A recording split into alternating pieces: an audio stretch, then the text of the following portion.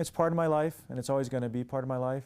What do you do when your son confesses to you that he killed 3 people? It's kind of surreal.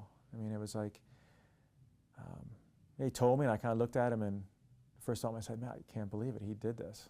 For Tim Kreider, he says it felt at times like he was drowning, overwhelmed by a tragic series of events.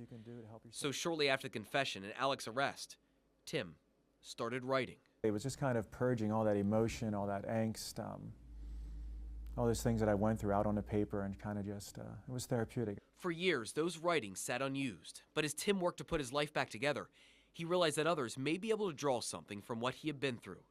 Those writings are now part of a new book. Put something together we hope will help people and be kind of motivational for them. So that's kind of why we wrote it.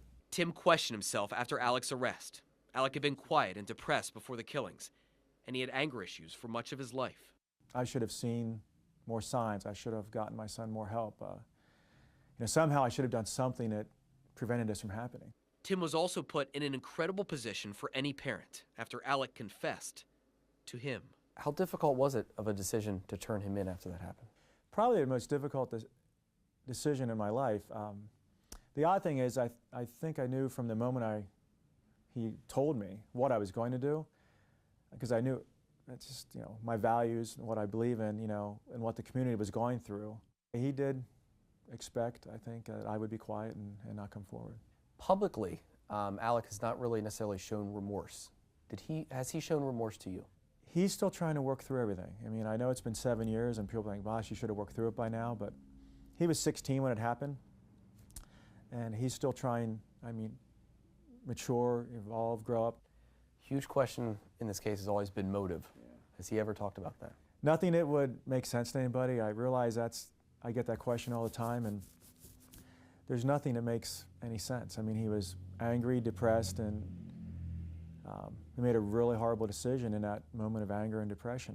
But there was some light, even in the darkest times, for Tim, including the response from his community. Tim says he got hundreds of letters of support.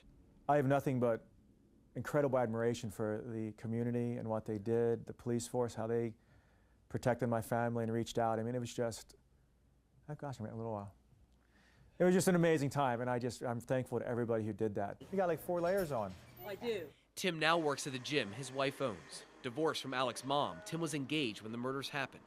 He's now happily married. He's been able to forgive himself and no longer feels like he's drowning. And I'm hoping people will see that process that I went through, and whatever they're going through, say, hey, if he made that journey, I can do that too. If he realized it's okay to be happy again, maybe I can too. And it's always going to be a tragedy, and I can't take that away.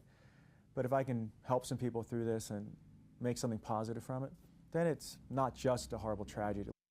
Jerry Gish, News 8.